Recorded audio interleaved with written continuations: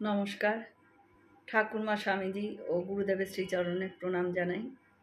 শ্রীরামকৃষ্ণকে যে রূপে দেখেছি, স্বামী চেতনানন্দ মহারাজের লেখা থেকে পড়ে শোনাচ্ছি। আর একবার হরিদ্বারে তপস্যায় আছি, 2 মাস ধরে জ্বরে ভুগছি আমি।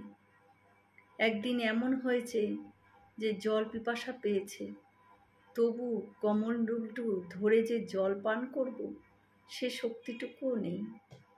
কি করি? কোনো ক্রমে উঠে যেই কমণ্ডলটু ধরতে যাচ্ছি, পড়ে গেলুম, অবশ্যই পড়ে রইলুম।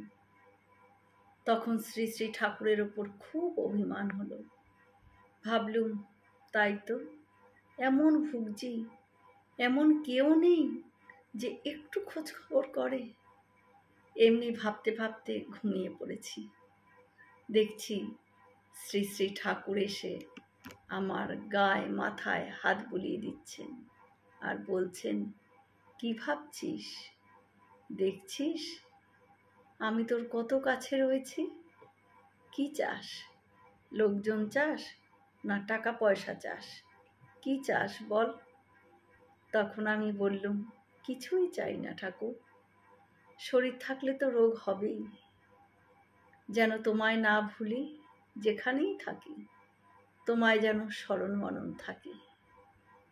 পরদিন ওখানকার এক জোয়ান সাধু এসে আমাকে বললে, বলো কি পথ্য করবে, আমি ভিক্ষে করে এনে করে দেব।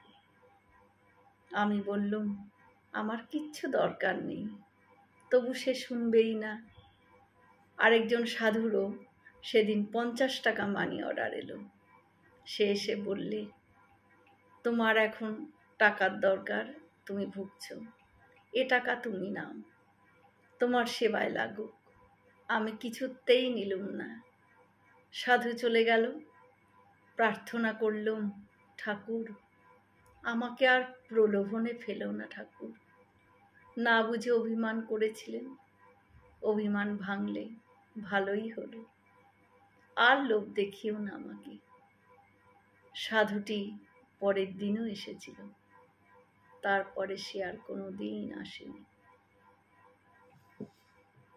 নমস্কার। হয়তো অনেক ভুল ত্রুটি করে ফেললাম, ক্ষমা করে দেবেন।